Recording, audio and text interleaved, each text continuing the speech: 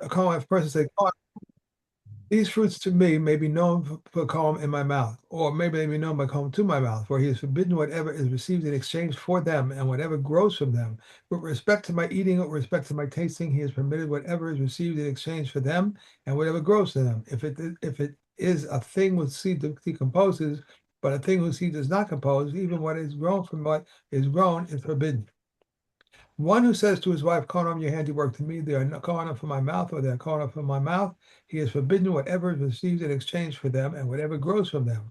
With respect to my eating, with respect to my tasting, he has permitted whatever is received in exchange for them, whatever grows from them, if this is a thing whose seed decomposes, but for a thing whose seed does not compose, even what is grown from it, what is grown is forbidden.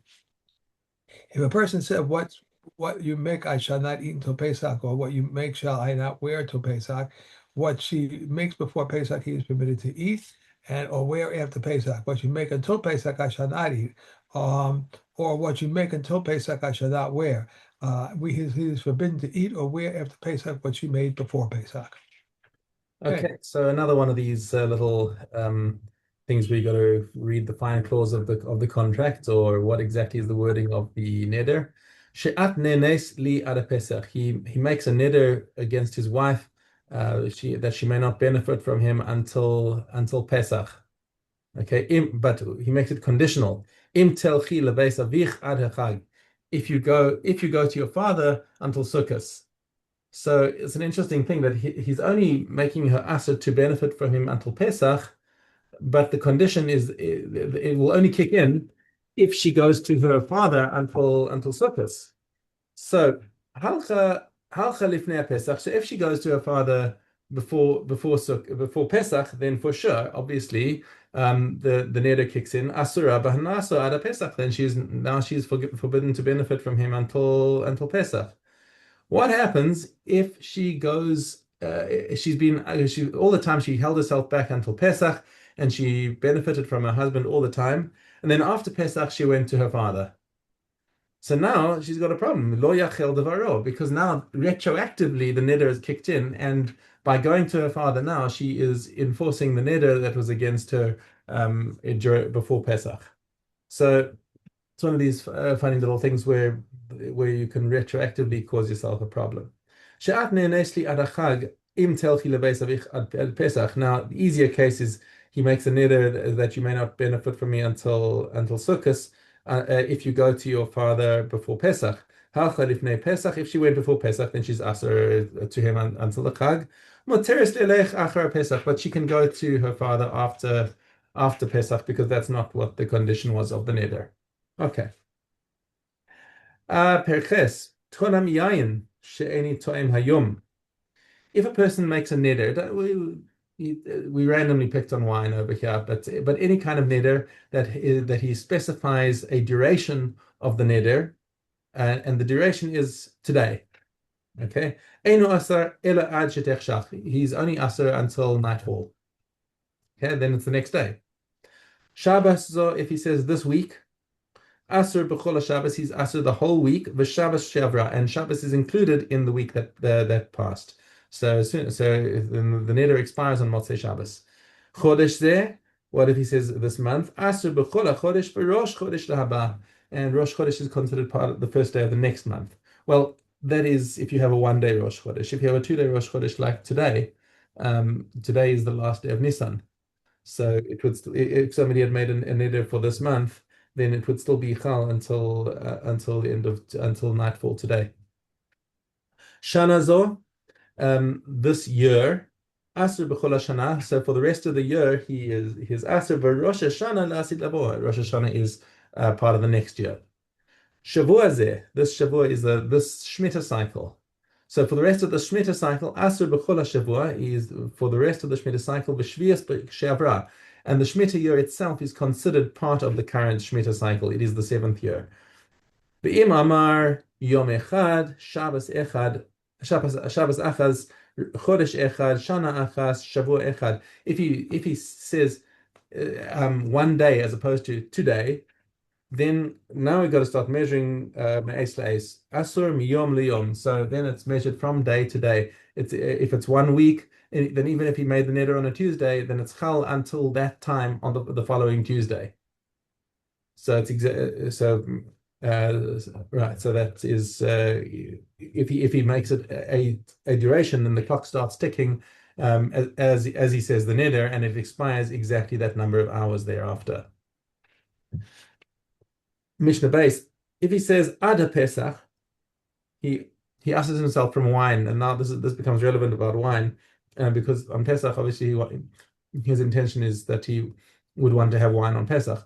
So he says Ada Pesach, Aser Ad Sheyagia. So as soon as Pesach arrives, then it is then the neder expires, and that would also apply to anything else, by the way. That if he made a neder Ada Pesach, Mistama he wanted to say not up to but not including. Ad sheyehei, but if he makes the phrasing ad sheyehei until it will be, aser ad sheyetzei, then his neder is chal until the end of whatever he said, whether it was Pesach, Shavuos, Sukkos, whatever. Ad lifnei Pesach, if he says up to before the Pesach, Rabbi Meir omer aser ad sheyagia, Rabbi Yossi omer aser ad sheyetzei. Um, So the machlokes Rabbi Meir and Rabbi Yossi is as we said that Rabbi Meir says until it comes and Rabbi Yossi says until it leaves. Interesting. What is Rabbi Yossi's what is Rabbi Yossi's opinion? He says Ad Sheyehei. He says this is like Ad Sheyehei. Um, the the machlokes between them is about the mashmos of what how do people express themselves. So Rabbi Meir is holding like ad pnei Pesach means that means ad lifnei Pesach. Rabbi Yossi, so we're talking about ad pnei instead of ad lifnei. I think is how they reinterpret this this thing that it's not lifnei in terms of before, but ad lipnei. So the face of Pesach, and so Rabbi Yossi interprets that as ad pnei Pesach is ad sheyifnei Pesach, until Pesach will be passed. So that's everything again will be according to Lashon B'nai Adam. So if somebody made a neder nowadays, you just have to understand, what is the common parlance of how people speak. Okay. Hey, Hey Aleph. hey, Aleph. Partner who had prohibited with another the benefit of each other are forbidden to enter the yard. From Elias ben Yaakov says this one is entering into his own property and this one is entering his own property. But both are forbidden to install um, a mill or an oven there to raise chickens. If one of them was prohibited by a neder from benefiting from the other, he may not enter the yard. If Elias ben Yaakov says he may say to him, I am entering my own property and I'm not entering yours. We force the one who made the neder to sell his share. If someone from the street was prohibited by a neder to benefit from one of them, he may not enter the yard. If Elias ben Yaakov says he may say to him, I am entering into your partner's property, I'm not entering into yours. Someone prohibited by a neder to benefit from another who owns a bathhouse or an olive press, which are being leased in the city, if he has an interest in them, it is forbidden. If he does not retain an interest in them, it is permitted. If someone says to another, Cohen of your house with respect to my entering it, or your field with respect to my buying it, and he died and sold it to another person, it is permitted. If he said, Cohen him in this house in respect to my entering, or this field with respect to my buying it, and he died or sold it to another, it is forbidden. Yeah. Sebas. Hey Tess. Okay. He must give her a bed, a mattress, and a mat. He must give her a veil for her head, a girdle for her loins, and shoes for her festival to festival, and clothes worth 50 zuz from year to year. She may not be given a new one in the summer or worn ones in the winter, but must be given clothing worth 50 zuz in the winter, and she clothes herself with them when they are worn out in the summer, and the worn out clothing is hers. He must give her a silver ma for all her needs, and she eats with him on the night of every Sabbath. If he does not give her a silver ma for her needs, her handiwork is hers. What must she do for him? The weight of 5 selim of warp in Judea, which equals 10 selim in Galilee, or the weight of 10 selim of wood in woof in Judea, which equals 20 selim in Galilee. If she was nursing, they decrease her handiwork requirement and add to her food. When does this apply? In the case of the poorest in Israel, but in the case of the wealthy, everything is according to his wealth. A woman's findings and her handiwork belong to her husband, but her inheritance enjoys the usfruk during her lifetime. Restitution for a decrease in the parent belongs to her. Rabbi Yehuda ben Yisura says, when it is in a hidden place, 2/3 belong to her and 1/3 to him. When it is in the open, 2/3 belong to him and 1/3 to her. His share is given to him immediately, but as for hers, land is bought with it, and he enjoys the usfruk. Mm. One more. Yeah, base. There was above base we need to do as well. If one agrees to give money to his son-in-law and his son-in-law dies, the sages say he can say to your brother, I wanted to give, but to you I do not want to give. Yeah. I'm sure that would go over well. Well, they're just talking about the Yavam, yeah. Okay, Gimel Hay. For these plagues we sound the shofar everywhere, for wind blasting, for yellowing of grain, for numerous locusts, and for finishing locusts, for a wild beast, or for the wood, sword. We found the shofar on these occasions because each is considered a traveling plague. It once happened that the elders descended from Yerushalayim to their cities and decreed a fast because wind blasts the size of an oven's mouth were seen on the grain in Ascalon. They further decreed a fast because wolves had devoured 2 children beyond the Jordan. Rabbi Yossi says the fast was decreed not because they had devoured the children, but merely because they were seen in the city during the day. In these cases, we cried even on Shabbos if a city is surrounded by hostile Gentiles, or by a flooding river, or if a ship has a storm tossed at sea. Rabbi Yossi says we may call upon the people to assemble for assistance, but not for application. Shimon the Timonite says also concerning pestilence, but the sages does not agree with him. Okay. Master Shani. That's a shame. Okay. On the eve of the first festival day of Passover, and the fourth and on the seventh, the beer was performed. How is the beer performed? Wait. Oh, Where are we? I should be doing hey, hey. Yeah. That was my mistake. In the seventh year, he redeems it for its value, and if all was redeemed Hefker, he has only the cost of gathering. If one redeems his own natural provide, he must add a fifth of it, whether it is his or was given to him as a gift. On the eve of the first festival day of Passover, and the fourth and the seventh, the beer was performed. How is the beer performed? Truma and Truma Maisa were given to the owners, and Maisa Rishon to its owners, and Maisa Ani to its owners, and Maisa Sheni and Bekorim were removed everywhere. Reb Shimon says Bekorim are given to the priest, just as Truma, and cooked food, Beis Shammai says it must be removed. Beis Hillel says it is regarded as removed. And if one has produce at this time and the time of beer has arrived, Beis Shammai says he must redeem it with money, but Beis Hillel says is whether it is the same whether it's money or produce. Hey, Okay. the guy.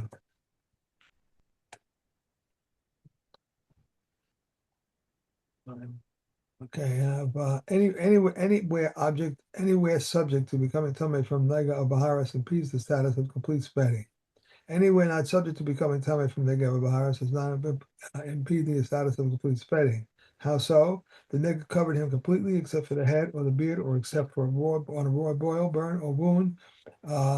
Literally do a rebellious boil, burn, or wound.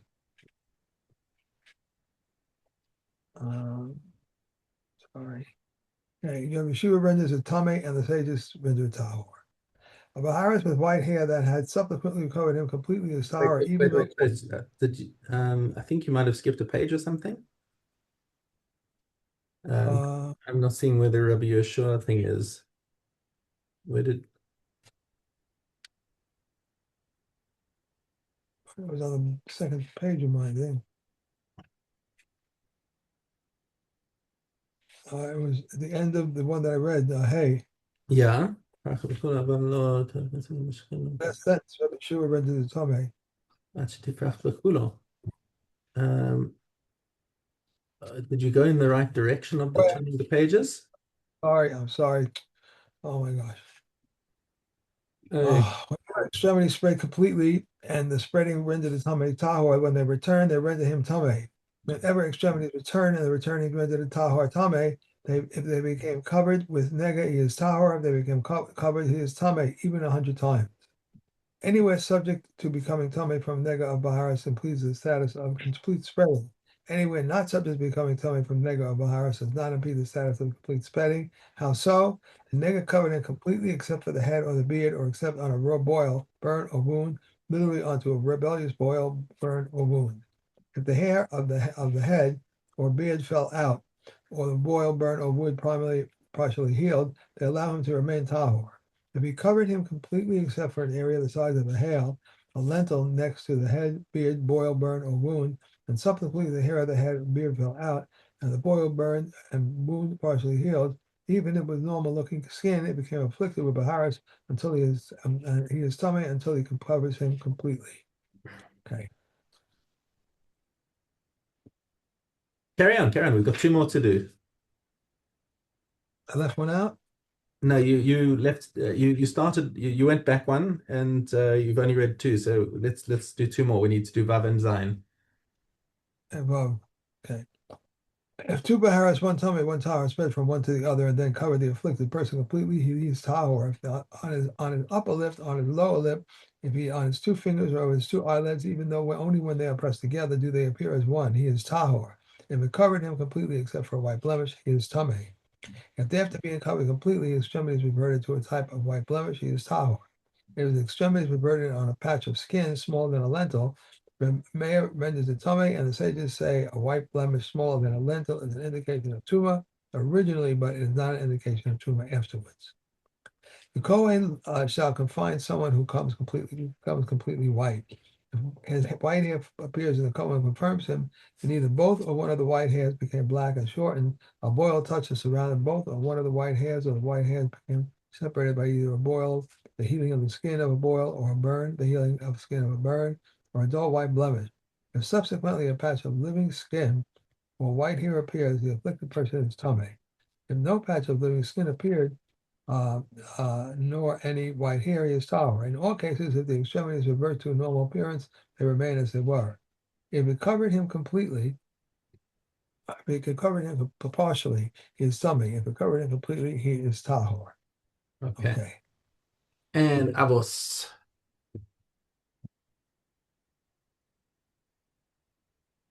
Okay. Daled Yud Base. But as Elazar Shamu says, let the honor of your student be as dear to you as your own. The honor of your colleague as the reverence for your teacher, and the reverence for your teacher as the reverence for heaven. Rabbi Yehuda says, being meticulous in study for a careless misinterpretation is considered tantamount to willful transgression. Rabbi Mishna says there are three crowns: the crown of Torah, the crown of priesthood, and the crown of kingship. For the crown of good name surpasses all of them. Rabbi Nahara says, exile yourself to a place of Torah and do not assume that it will come after you, or the Kalai will cause it to remain with you, and do not rely on your own understanding. Okay, That's good. that's it. And a good Chodesh and a good Shabbos. I agree with you too.